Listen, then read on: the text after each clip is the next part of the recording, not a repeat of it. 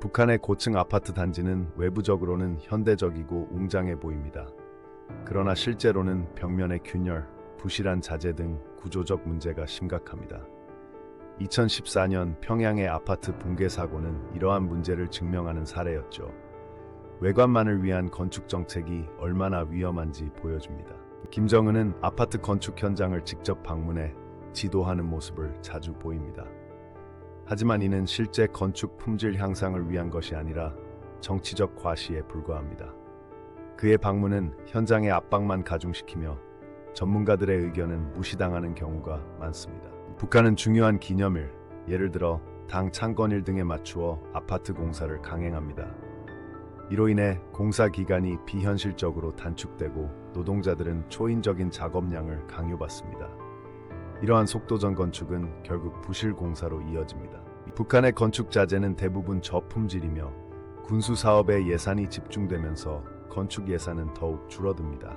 녹슨 철근, 불량 시멘트 등이 사용되고 검은 시장에서 거래되는 자재도 흔합니다. 이는 아파트의 구조적 안전성을 크게 훼손합니다.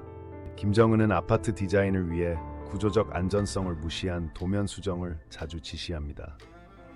전문가들의 반대에도 불구하고 그의 정치적 목적이 우선시되며 이는 결국 붕괴 위험을 높이는 결과를 낳습니다. 기술적 검증 없이 진행되는 공사는 재앙을 부르죠. 북한의 기술자들은 자주 김정은의 지시에 반대 의견을 제기합니다. 그러나 당 지도부는 이러한 경고를 묵살하고 기술자들은 체제에 복종할 수밖에 없습니다. 이는 건축물의 안전을 무너뜨리는 직접적인 원인이 되고 있습니다. 김정은이 참석한 화려한 완공식은 북한 선전의 상징입니다. 그러나 실제로는 물새는 천장, 불안정한 구조 등 문제가 도처에 있습니다. 주민들은 불만을 품지만 외부에는 완벽한 이미지만을 보여주려 합니다. 이는 체제의 위선을 드러내는 단면이죠. 북한에서 아파트 붕괴 사고가 발생하면 당국은 즉시 현장을 차단하고 정보를 통제합니다. 2014년 평양 아파트 붕괴 때도 수백 명의 사망자가 발생했지만 공식 발표는 극소수에 불과했습니다.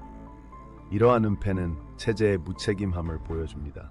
북한 주민들은 아파트의 부실 공사와 불편함에 대해 목소리를 높이지만 체제 내에선 비판이 금기시됩니다. 전기와 수도조차 제대로 공급되지 않는 현실은 사회주의의 실패를 증명하죠.